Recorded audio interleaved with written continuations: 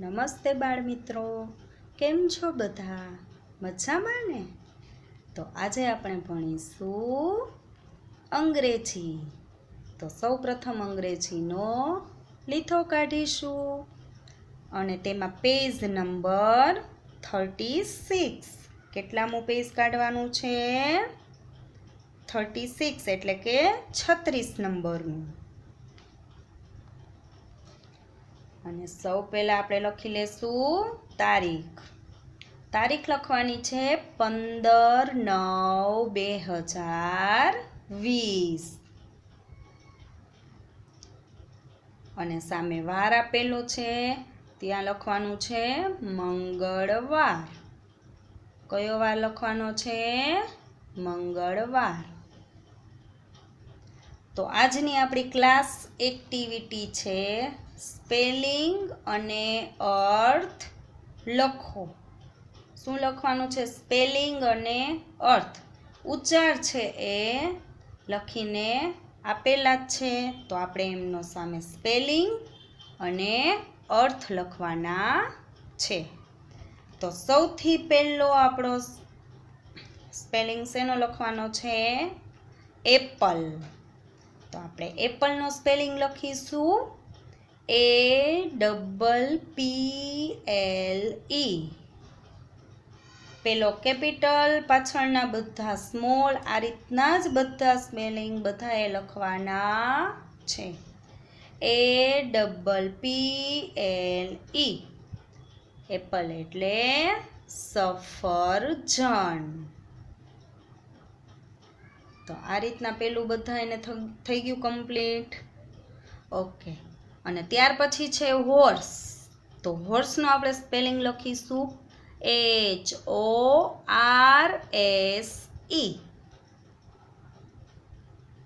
હજી એકવાર બોલું છું HORSE. હોર્સ એટલે ઘોડો. શું થાય હોર્સ એટલે? ઘોડો. અને ત્યાર પછી છે પીઝ. શેનો સ્પેલિંગ આપણે આજે લખવાનો છે? પીઝ. PEAS. PEAS. પીઝ એટલે વટાણા. શું થાય પીઝ એટલે? વટાણા. અને ત્યાર પછીનો છે સ્પેલિંગ સ્પેરો. શેનો આજે સ્પેલિંગ લખવાનો છે આપણે? સ્પેરો. SPARROW.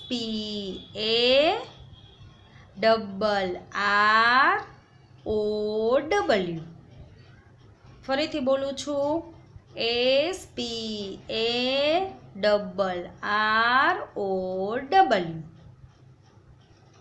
સ્પેરો એટલે ચકલી. અને ત્યાર પછી છે હેન. HEN. હેન એટલે મરઘી. HEN. હેન એટલે મરઘી. અને ત્યાર પછી છે લેમન.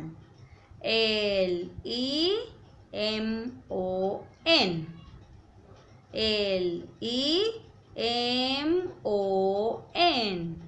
લેમન એટલે લીંબુ. શું થાય લેમન એટલે?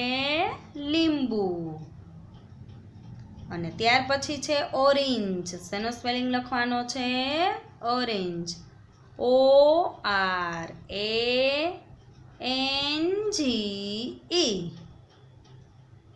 ORANGE. ઓરેન્જ એટલે નારંગી. ઓરેન્જ એટલે નારંગી. અને ત્યાર પછી છે સન્ડે. SUNDAY.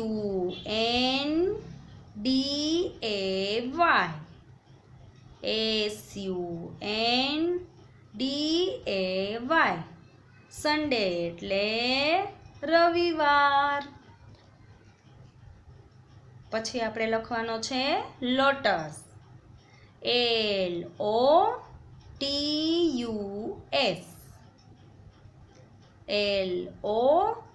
LOTUS લોટસ એટલે કમળ લોટસ એટલે કમળ અને ત્યાર પછી છે ટ્રક શેનો સ્પેલિંગ લખવાનો છે ટ્રક TRUCK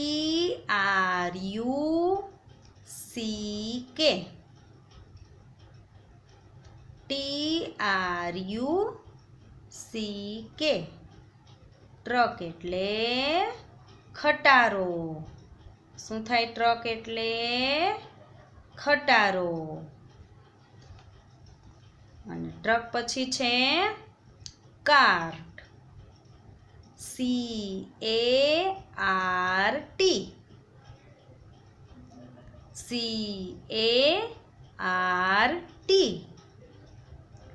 કાર્ટ એટલે ગાડું શું થાય કાર્ટ એટલે ગાડું અને કાર્ટ પછી છે રોઝ શેનો સ્પેલિંગ લખવાનો છે રોઝ ROSE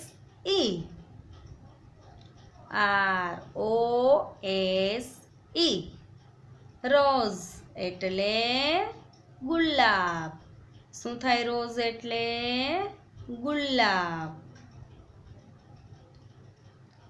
અને ત્યાર પછી છે પ્લેન PLANE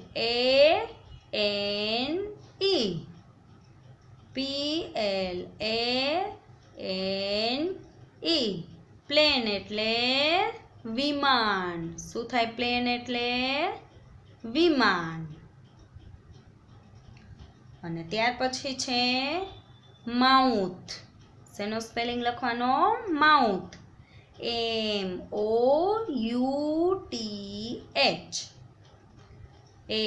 MOUTH માઉથ એટલે મોં જે આપણું મોઢું હોય ને એને ઇંગ્લિશમાં કહેવાય માઉથ માઉથ એટલે મોં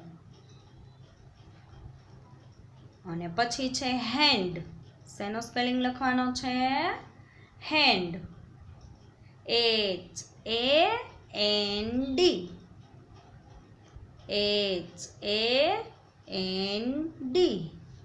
હેન્ડ એટલે હાથ હેન્ડ એટલે હાથ અને ત્યાર પછી છે મેંગો શેનો સ્પેલિંગ છે મેંગો MANGO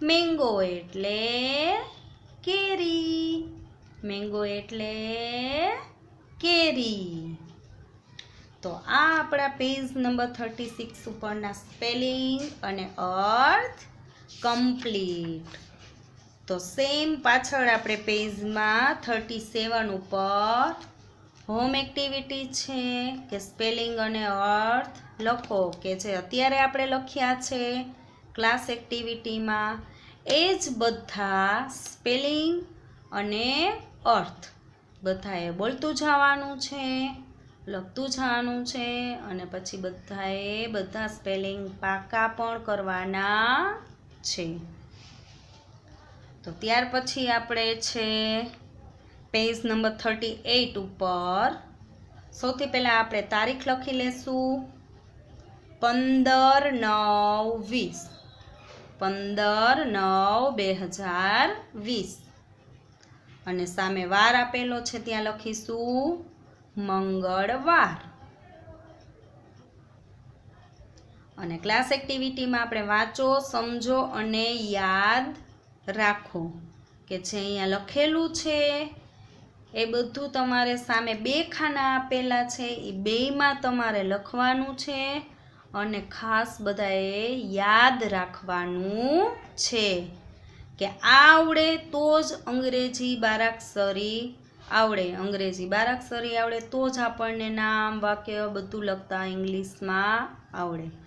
એટલે અહીંયા આપણે લખીને બતાવ્યું છે કે જે છે તો એનો આપણે શું ઇંગ્લિશમાં કરવાનો? એ.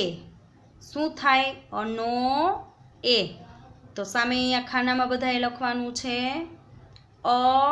પછી વચ્ચે આડો લીટો કરવાનો, પછી એ લખવાનો, અનો એ. એ રીતના બધાએ બોલવાનું, અનો એ. અને ત્યાર પછી આનો ડબલ એ. તો સામે આપણે લખવાનું પછી વચ્ચે આડો લીટો કરીને લખવાના ડબલ એ. આનો ડબલ એ. પછી આવે ઈ. તો ઈનો શું થાય? આઈ. ઈનો આઈ. શું થાય? ઈનો આઈ. અને પછી બીજો ઈ છે એમનું આપણે કરીશું ડબલ ઈ. રસવાઈ હોય, આપણે બારાક્ષરી લખી ત્યારે રસવાઈ આવે પાછળ, ત્યારે એનો આઈ કરવાનો. પછી આગળ દીર્ઘાઈ ઈ આવે ત્યારે એનો આપણે કરીશું ડબલ ઈ. તો ઈનો ડબલ ઈ. ઈનો ડબલ ઈ. અને પછી આવશે ઉ, કે જે રસવાવાળું આવશે ત્યારે એનો આપણે ઉનો કરીશું યુ. રસવાવાળું આવે ત્યારે યુ કરવાનો, દીર્ઘાવાળું આવે ત્યારે ડબલ ઉ કરવાનો થશે. અને જે આ ઊનનો ઉ છે એનો આપણે ડબલ ઓ કરવાનો છે. ઉનો યુ. પહેલાં ઉ કરવાનો, વચ્ચે આડો લીટો કરવાનો, પછી યુ લખવાનું અને બોલતું જવાનું કે ઉનો યુ. Uno you.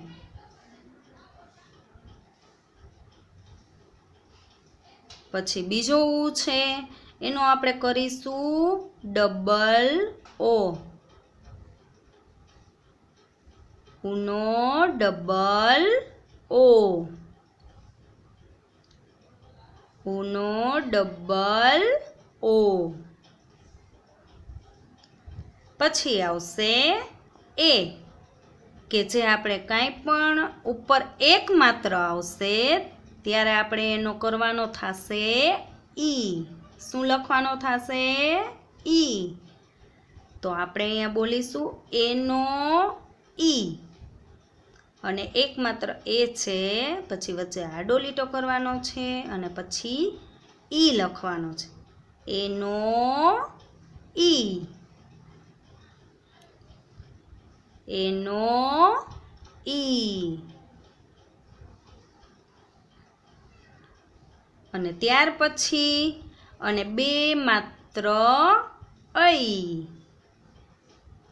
અને બે માત્ર ઐ. તો આપણે એનો કરીશું એ આઈ. જે ઉપર બે માત્ર હોય એનો આપણે ઇંગ્લિશમાં શું કરવાનો થશે? એ આઈ. તો ઐનો એ આઈ. પહેલાં ઐ લખવાનું, પછી વચ્ચે આડો લીટો કરીને એ આઈ. ઐનો એ આઈ. અને કના એક માત્ર ઓ. તો એનો આપણે લખીશું ઓ. અને કના એક માત્ર ઓ એનો આપણે લખીશું ઓ. ઓનો ઓ. અને ઓ પછી છે શું છે? અને કના બે માત્ર ઔ. શું છે? અને કના બે માત્ર ઔ. તો એનો આપણે કરીશું એ યુ. શું થાય? ઔનો એ યુ. તો આપણે અહીંયા લખીશું ઔ. અને એમનો થશે એ યુ. ઔનો A you. અને પછી છે અને માથે મીંડું અમ અથવા અન બે ઉચ્ચાર થશે. અથવા અન એટલે આ માથે મીંડું છે એનો એમ પણ થશે અને એન પણ થશે, પણ આપણે બોલીએ ત્યારે એમનો ઉચ્ચાર જો નથી થતો હોય તો એ એન કરવાનું અને મથી થતો હોય તો એ એમ કરવાનું. તો આપણે અમનો એ એમ અને અન બોલીએ તો એ એન એવી રીતના લખવાનું છે. તો અમનો એ એમ અથવા એ એન. અને પછી છે અહ, કે જે અને પાછળ આવા બે મીંડા હોય એનો આપણે હ એવો ઉચ્ચાર કરવાનો છે. અહ એટલે અહનો શું થાય તો કે એ અને એચ, જે આ બે ટપકા આપેલા છે બે મીંડા એનો આપણે એચ શું લખવાનો એચ, કારણ કે આપણે એને શું બોલીએ છીએ હ. શેનો ઉચ્ચાર કરવાનો હનો. અહ એટલે અનો એ અને હનો એચ એવી રીતના. અહનો એ એચ શું થાય અહનો એ એચ. તો આ આપણું પેજ નંબર 38 ઉપરની એક્ટિવિટી કમ્પ્લીટ. તો પાછળ સેમ એ જ રીતના બધાએ 319 પેજ ઉપર બધાએ આ રીતના જ હોમ એક્ટિવિટી કરવાની છે, કે જે હમણાં અત્યારે આપણે ક્લાસ એક્ટિવિટીમાં લખ્યું હતું એ જ મુજબ આપણે હોમ એક્ટિવિટીમાં કરવાનું છે.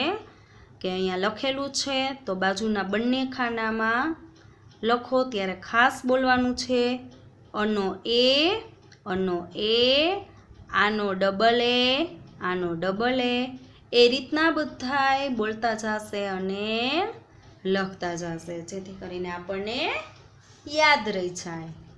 તો ફરી મળીશું આપણે નેક્સ્ટ લેક્ચરમાં. Good bye.